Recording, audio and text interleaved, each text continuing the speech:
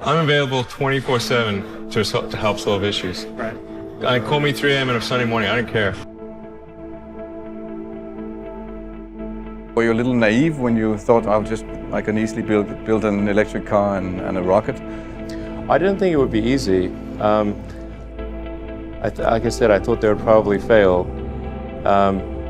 But you know, like creating a company is almost like having a child. So it's sort of like, how do you say your child should not have food? So once you have the company, you have to feed it and nurse it, and take care of it, even if it ruins you. Yeah.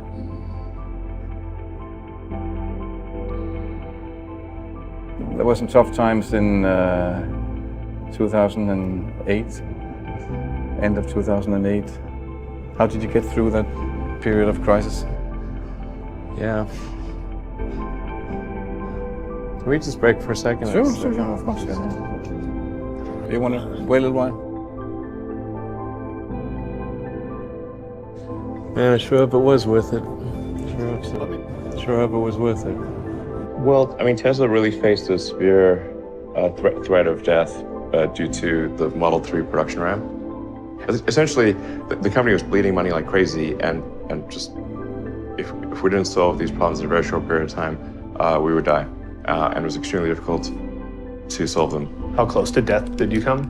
Within single-digit weeks. 22 hours a day, or like how many I hours? was working, so 7 days a week, sleeping in the factory. I worked in the paint shop, general assembly, body shop. You ever worry about yourself imploding? Like it's just too much? Absolutely. No one should put this many hours into work. This is not good. And people should not work this hard. They should not do this. It's very painful. Painful in what sense? It hurts my brain and my heart.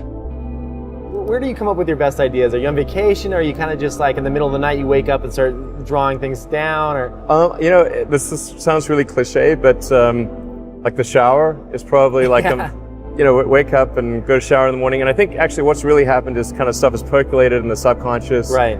And it's not really occurring in the shower, but you're kind of getting the results of last night's, you know, computation, basically. Right. Whatever area that you get into, given that, you know, even if you're the best, there's always a chance of failure. So I think it's important that you really like whatever you're doing. If you don't like it, life is too short. You know, I'd say, and also if you like what you're doing, you think about it even when you're not working. I mean, it's something that your mind is drawn to. And if you don't like it, you just really can't make it work, I think. When you had that third failure in a row, did you think, I need to pack this in? Never. Why not? I don't ever give up. I mean, I'd have to be dead or completely incapacitated. Starting a business, I'd say, number one is have a high pain threshold. There's a friend of mine who's got a good saying, which is that starting a company is like eating glass and staring into the abyss. Okay, that's generally what happens, because when you first start a company, there's lots of optimism and things are great, and then so happiness at first is high. Then you encounter all sorts of issues, and happiness will steadily decline, and then you'll go through a whole world of hurt. And then eventually, if you succeed, and in most cases you will not succeed, and Tesla almost didn't succeed, came very close to failure.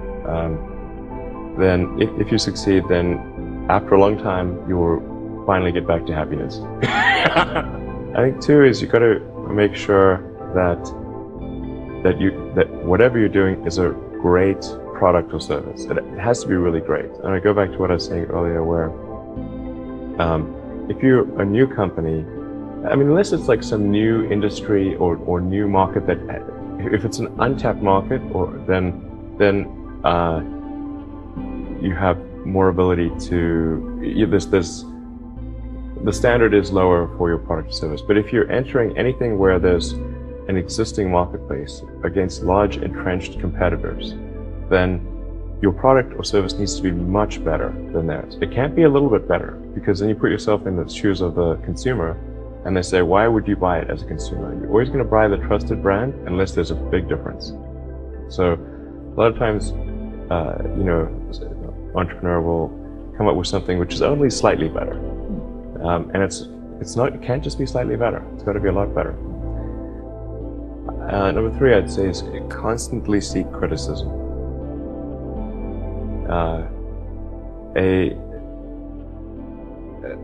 A well thought out critique of whatever you're doing is as valuable as gold. And you should seek that from everyone you can, but particularly your friends. Usually your friends know what's wrong, but they don't want to tell you because they don't want to hurt you. So they'll say, oh, I want to encourage my friend, so I'm not going to tell him what I think is wrong with his product. Yeah. It doesn't mean your friends are right, but very often they are right. And you at least want to listen very carefully to what they say. And to everyone, you're looking for, basically,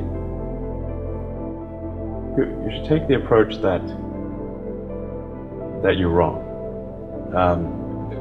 That you, the entrepreneur, are wrong. Your goal is to be less wrong. What's your mission in life?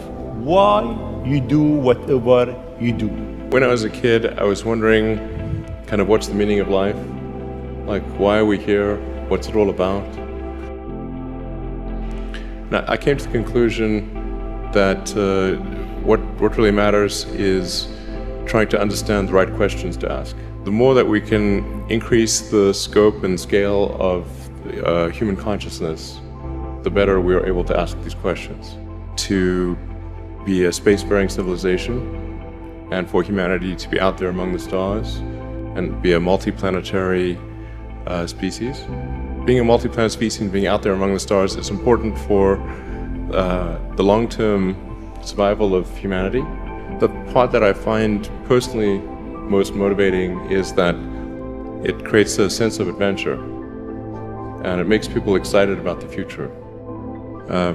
If you consider 2 futures, one where we are forever confined to Earth, or another future where we are out there on many planets, maybe even going beyond the solar system, I think that second version is incredibly exciting and inspiring, and there need to be reasons to get up in the morning.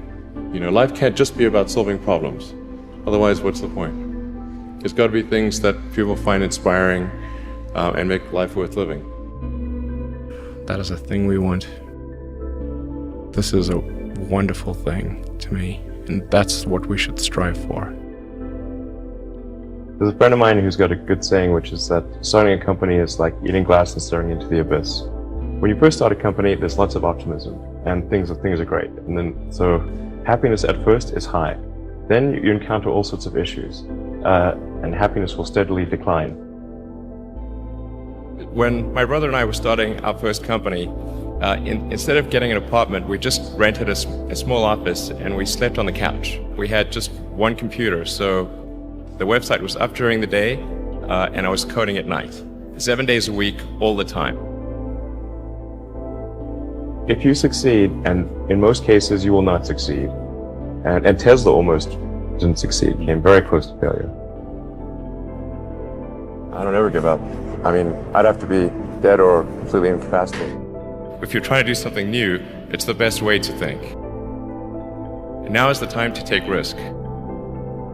SpaceX has announced an ambitious plan to send an unmanned capsule to Mars, bringing the company's CEO, Elon Musk, one step closer to his dream of colonizing the Red Planet.